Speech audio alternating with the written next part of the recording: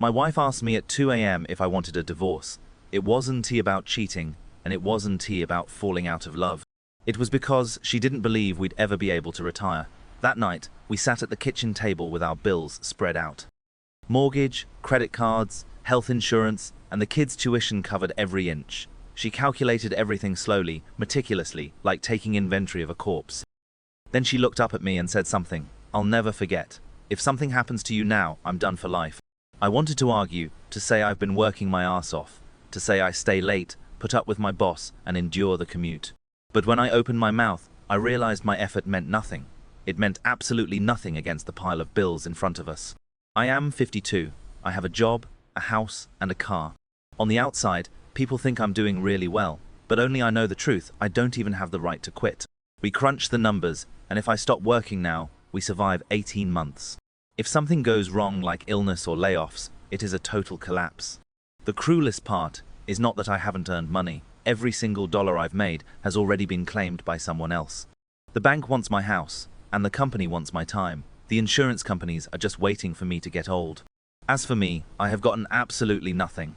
I started fearing nighttime because when things get quiet, I ask myself the same question. If I don't wake up tomorrow, what happens to her and the kids? That is when I finally understood a truth nobody likes to admit. The world doesn't reward people who work themselves to the bone. It only punishes those who don't understand money. If money can't work for me, then for my entire life, I'll just be working for money until I die. Most people fail, not because financial freedom is impossible. They fail because the first stage contradicts their instincts. At this stage, the only thing working hard is your labor. Your capital is way too small to do much of anything. Every gain feels like it has been wrung out of your own body. Think about what the starting phase actually looks like in real life. You skip eating out and you keep your phone another year, payday hits, and you transfer your money before you can spend it. Here is a simple example. An average earner saves $400 a month. 10 years later, without factoring growth, that is about $48,000. On paper, it looks like real money. This distinction is crucial if you demand immediate emotional gratification. From a long-term compounding process, you will destroy yourself. You'll stop investing, raid the account, or just take a break. You'll convince yourself you'll start when your income is higher, or you'll wait until your life is more stable. And we all know that later usually means never. The tragedy is that people quit, not because the numbers are wrong. They quit because the slow phase deeply wounds their pride. Imagine Sarah, aiming to leave full-time work by 40. She decides to save $500 a month. 3 years pass, and she avoids a nightlife she can't afford. She keeps driving her beat-up car and takes freelance work when exhausted. Then she checks her account and sees less than $20,000. Not $200,000, not some life-changing jackpot. It is just under $20,000. To an outsider, this might seem completely rational, but to someone living it, it feels like a massive insult.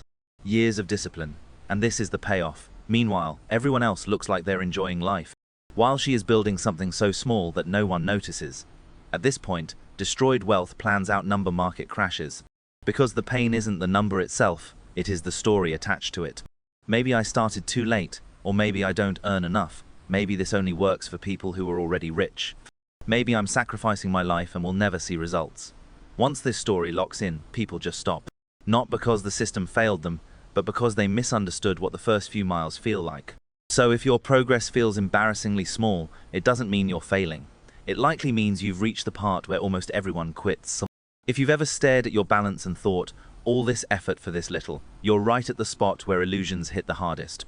That small-looking number isn't a warning sign. It only looks disappointing if you ignore the math. In reality, it might be exactly the critical mass needed, right before the machine starts working for you.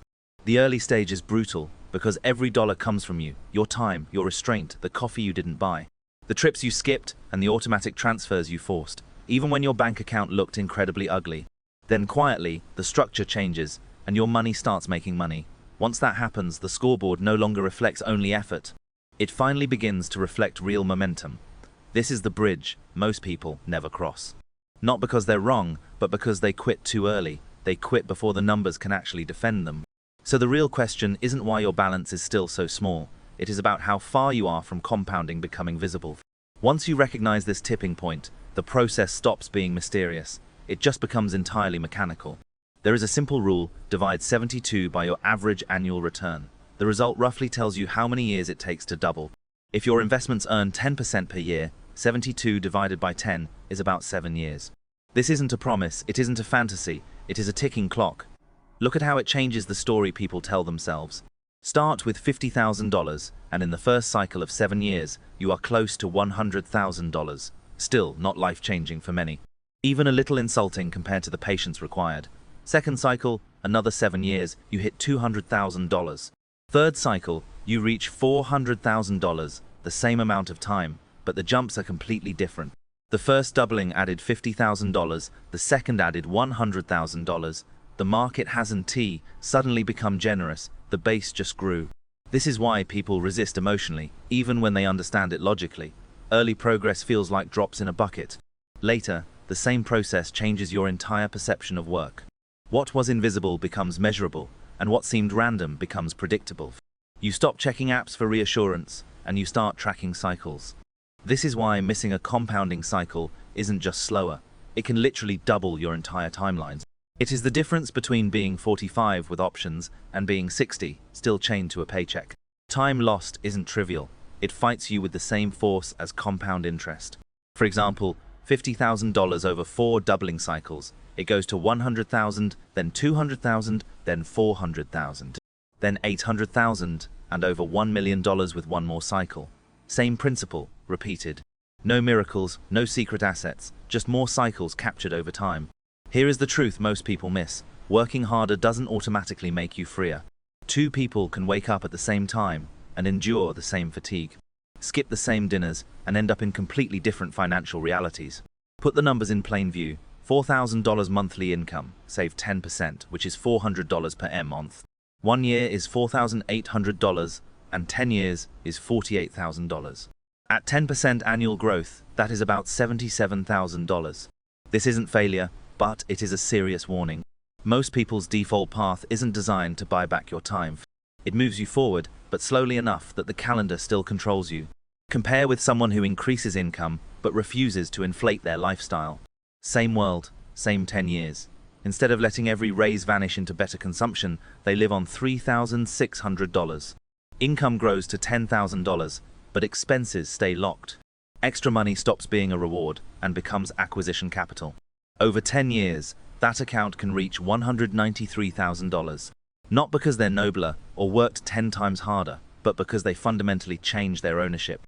This is the invisible class divide. True leaders don't just save money, they purchase future cash flow. While everyone else just buys temporary comfort, one group uses raises to buy assets. Another uses raises to buy higher fixed expenses. Both look successful on the surface. But underneath, one is building a machine that will eventually pay them. The other is building a lifestyle that charges them monthly. Danger isn't low income. Real danger is high income without retained surplus. Looks good on the outside, but fragile on the inside. Clothes better, cars better, house better, but the ability to walk away from work barely improved.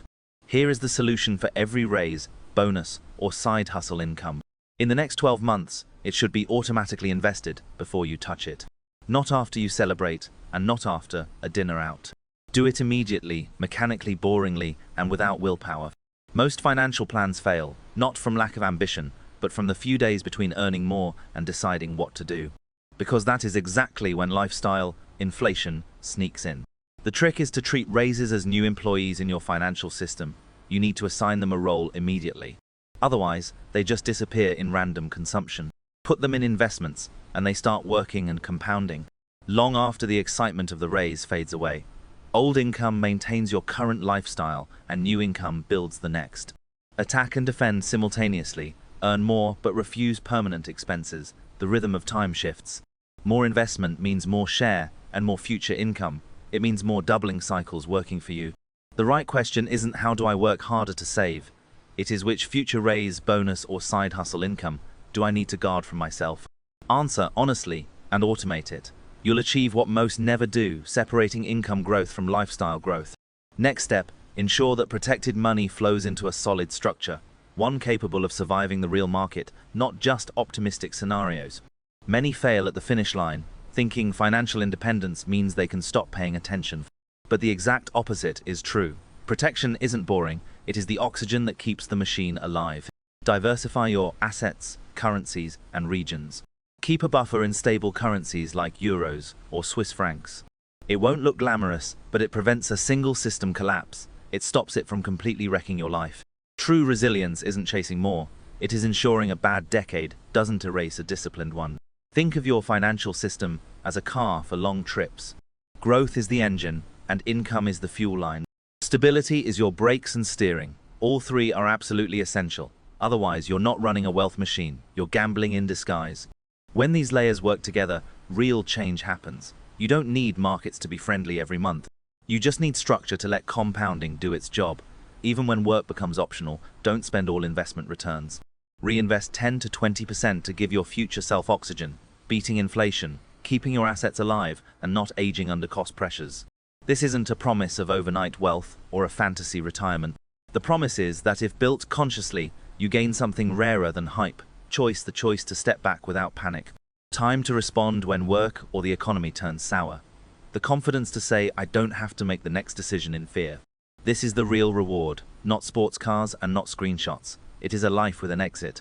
And the way there is almost painfully unsexy. Start now and don't let doubling cycles slip away. Increase income without lifestyle inflation and build a 3-layer system. Always reinvest part of your output. Now, do one thing. Write in the comments the amount you can invest monthly or your target retirement year and make it real.